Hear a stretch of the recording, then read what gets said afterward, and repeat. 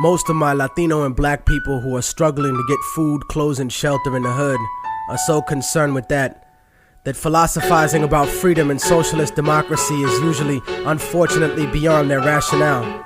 They don't realize that America can't exist without separating them from their identity. Because if we had some sense of who we really are, there's no way in hell we'd allow this country to push its genocidal consensus on our homelands. This ignorance exists, but it can be destroyed. Niggas talk about change and working within the system to achieve that. The problem with always being a conformist is that when you try to change the system from within, it's not you who changes the system, it's the system that will eventually change you. There is usually nothing wrong with compromising a situation, but compromising yourself in a situation is another story completely. And I have seen this happen long enough in the few years that I've been alive to know that it's a serious problem. Latino America is a huge colony of countries whose presidents are cowards in the face of economic imperialism. You see, third world countries are rich places, abundant in resources, and many of these countries have the capacity to feed their starving people and the children we always see digging for food and trash on commercials.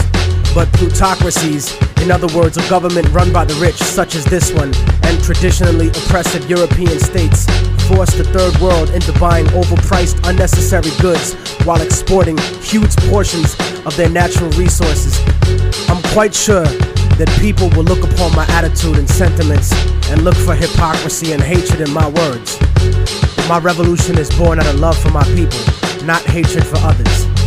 You see, most of Latinos are here because of the great inflation that was caused by American companies in Latin America. Aside from that, many are seeking a life away from the puppet democracies that were funded by the United States. Places like El Salvador, Guatemala, Peru, Colombia, Nicaragua, Ecuador, and la República Dominicana. And not just Spanish-speaking countries either, but Haiti and Jamaica as well. As different as we have been taught to look at each other by colonial society, we are in the same struggle. And until we realize that, we'll be fighting for scraps from the table of a system that has kept us subservient instead of being self-determined. And that's why we have no control over when the embargo will stop in Cuba or when the bombs will stop dropping in Vieques. But you see, here in America, the attitude that is fed to us is that outside of America, there live lesser people. Fuck them, let them fend for themselves. No, fuck you. They are you.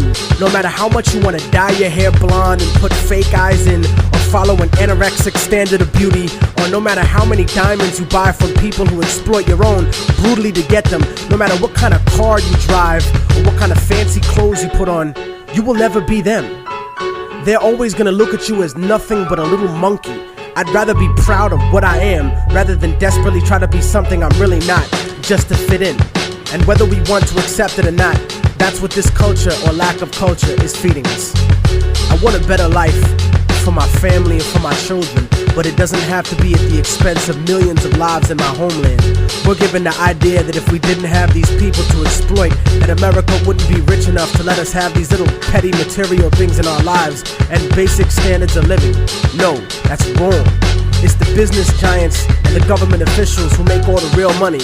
We have whatever they kick down to us. My enemy is not the average white man. It's not the kid down the block or the kids I see on the street. My enemy is the white man I don't see. The people in the White House, the corporate monopoly owners, fake liberal politicians, those are my enemies. The generals of the armies that are mostly conservative, those are the real motherfuckers that I need to bring it to. Not the poor, broke, country-ass soldier that's too stupid to know shit about the way things are set up. In fact, I have more in common with most working and middle-class white people than I do with most rich black and Latino people. As much as racism bleeds America, we need to understand that classism is the real issue. Many of us are in the same boat, and it's sinking, while these bougie motherfuckers ride on the luxury liner. And as long as we keep fighting over kicking people out of the little boat we're all in, we're gonna miss an opportunity to gain a better standard of living as a whole. In other words, I don't want to escape the plantation. I want to come back, free all my people, hang the motherfucker that kept me there, and burn the house to the goddamn ground. I want to take over the encomienda and give it back to the people who work the land. You cannot change the past, but you can make the future. And anyone who tells you different is a fucking lethargic devil. I don't look at a few token Latinos and black people in the public eye as some type of achievement for my people as a whole. Most of those successful individuals are just sellouts and house Negroes. But I don't consider brothers a sellout if they move out of the ghetto. Poverty has nothing to do with our people. It's not in our culture to be poor. That's only been the last 500 years of our history. Look at the last 2,000 years of our existence and what we brought to the world in terms of science, mathematics, agriculture, and forms of government. You know, the idea of a confederation of provinces where one federal government controls the states? The Europeans who came to this country stole that idea from the Iroquois League.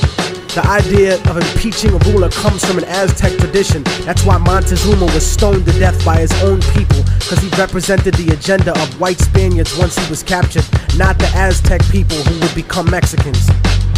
So in conclusion, I'm not gonna vote for anybody just because they black or Latino. They have to truly represent the community and represent what's good for all of us proletariat. Porque si no, entonces te mando pa'l carajo, cabrón, gusano, hijo de puta. Seramos libres pronto. ¡Viva la revolución! ¡Viva la revolución!